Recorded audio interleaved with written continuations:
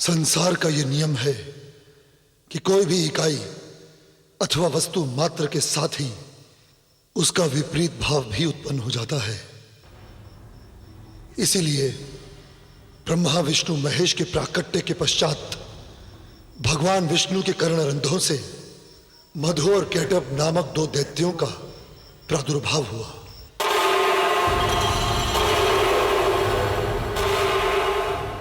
अजय और अमर होने के लिए उन दोनों दैत्यों ने आदि शक्ति जगत जननी भुवनेश्वरी माता की आराधना की।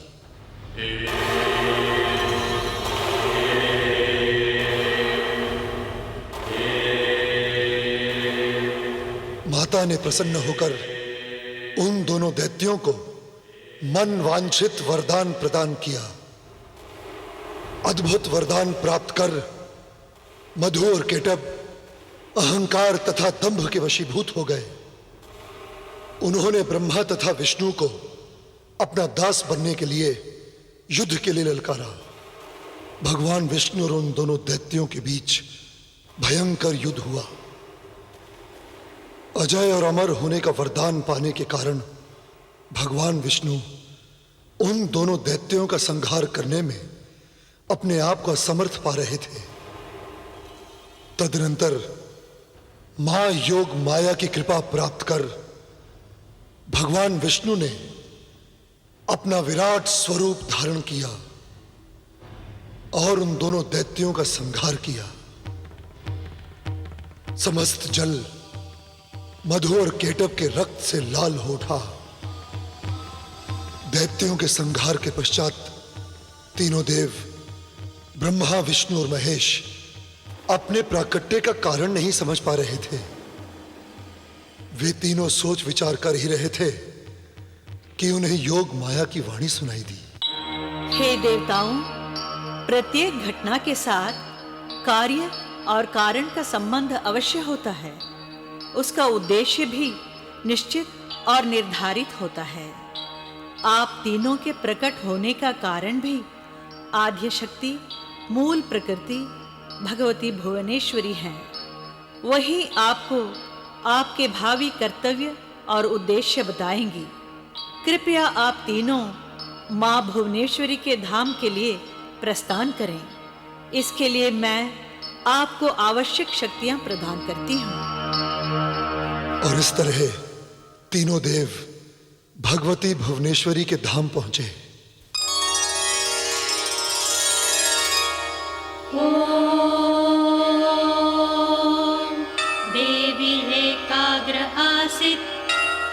सैव जगदण्डं सृजत् कामकलेति विज्ञायते शृङ्गारकलेति विज्ञायते तस्या एव ब्रह्मा अजीजनत् विष्णुर्जीजनत् रुद्रोजीजनत् सर्वे मरुद्गणा अजीजनन् गन्धर्वाप्सरसः किन्नरा वादित्रवादिनः समन्तादजीजनन् भोग्यं जीजनत् सर्वं जीजनत् सर्वं शाक्तं जीजनत् अण्डजं स्वेदजं उद्भिज्जं जरायुजं यत्किञ्चित् प्राणि स्थावरजङ्गमं मनुष्यं जीजनत्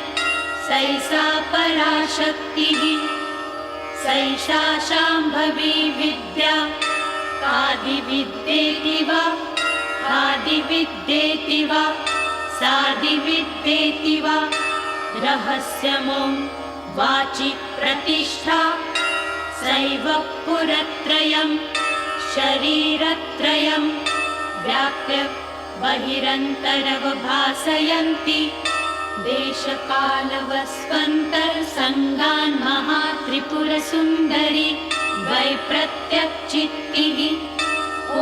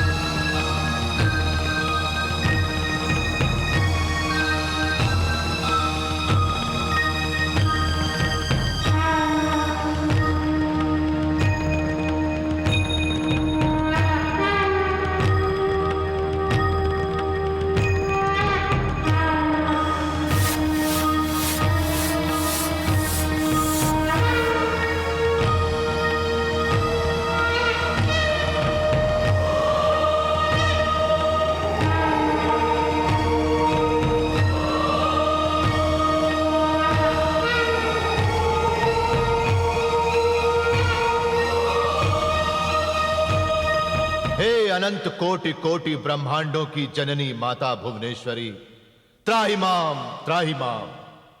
त्राहि माम भगवती, त्राहि माम। आपका ऐश्वर्य अपरंपार है।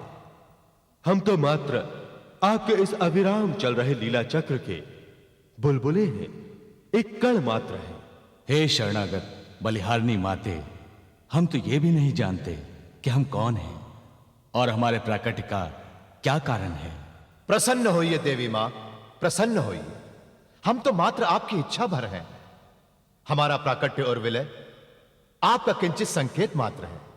हाँ, आपने जो कुछ भी देखा और समझा वो सब सत्य है। आप तीनों मेरे ही संकल्प के साकार रूप हो। इसके पूर्व आप मुझ में ही थे, मेरे ही रूप थे। मैं निर्गुण भी हूं, सगुण भी, आकार भी हूं, निराकार भी। मैं रूप और रूपों से अतीत स्वयं परात्पर परब्रह्म हूं। परात्पर परब्रह्म की स्थिति में मैं लिंग भेद से रहित हूं। तब मैं न स्त्री हूं न पुरुष। फिर भी साकार संसार की सृष्टि के लिए मैं कभी स्त्री रूप में और कभी पुरुष रूप में आकार धारण करती हूं। तब मेरे अनेक नाम और अनेक रूप होते हैं। वैसे मेरा कोई नाम नहीं। जिस नाम से पुकारो मैं वही हूं, जिस रूप से स्मरण करो मैं वही हूं। मैं वाणी, स्मृति और दृष्टि से परे अव्यक्त हूं। यह मैं इस विराट भुवन मंडल के संचालन के लिए अपने ही ऐश्वर्य से भुवनेश्वरी के रूप में प्रकट हुई हूं। यह समूचा ब्रह्मांड रज, तज और तम गुणों का विस्तार है। इन्हीं तीनों गुणों के अधिष्ठाता देवता के रूप में नए कल्प की नई सृष्टि के संचालन के लिए आप तीनों देवताओं का मेरे ही संकल्प से आविर्भाव हुआ है। हे ज्ञान विज्ञानमयी माता, ये रजगुण, सतगुण और तमगुण है क्या? इन गुणों से हमारी क्रियाएं क्या होंगी तथा हम तीनों में किसके अधीन कौन सा गुण रहेगा? कृपया इस रहस्यमय योजना का बोध हमें कराइए। साधु साधु, जब प्रश्न किया है तो ध्यान से सुनो। सृष्टि के उत्थान और पतन रूपी काल चक्र के ये तीनों गुण रज, सत और तम तीन आरे हैं और सृष्टि का काल चक्र अविराम घूमता रहेगा।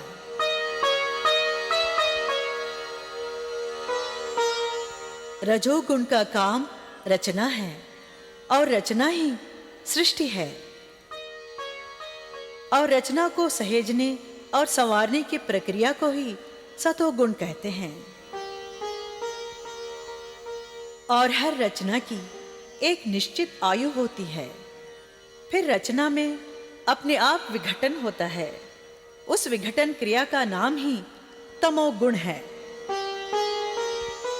जो प्रकट होता है वो कुछ काल स्थिर रहता है और फिर समाप्त हो जाता है। यही काल चक्र है और आप तीनों इसी काल चक्र में सूक्ष्म रूप से व्याप्त रहेंगे।